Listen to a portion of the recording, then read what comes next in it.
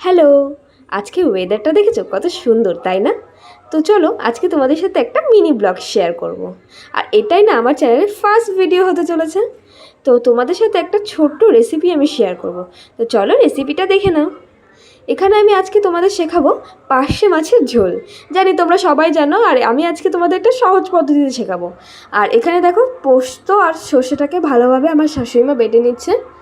আর আজকে আমরা ভেবেছিলাম শাশুড়ি বৌমা মিলে সুন্দর করে রান্না করব আর ভিডিও করব।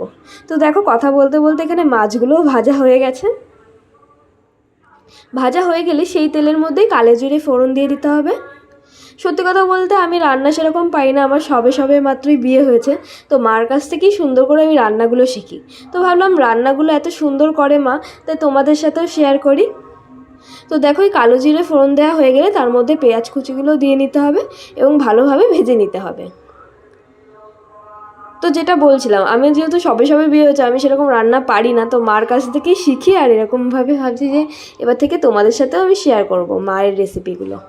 তারপর দেখো এখানে পোস্ত আর সর্ষেটা যেটা বেটে রেখেছিলাম সেটাই তেলের মধ্যে দিয়ে দেব।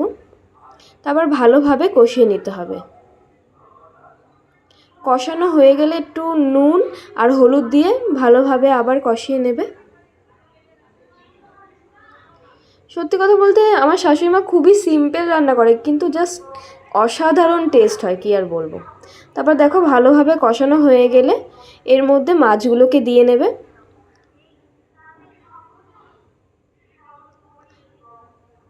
কথা বলতে বলতে দেখো আমাদের মাছ তৈরিও হয়ে গেল। খুবই সহজ রেসিপি, তোমরা বাড়িতে অবশ্যই ট্রাই করতে পারো, আর ট্রাই করে আমাকে বলতে পারো কমেন্টে।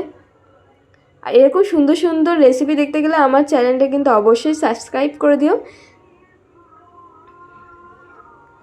দেখো আমাদের সর্ষে মাছের ঝাল রেডি।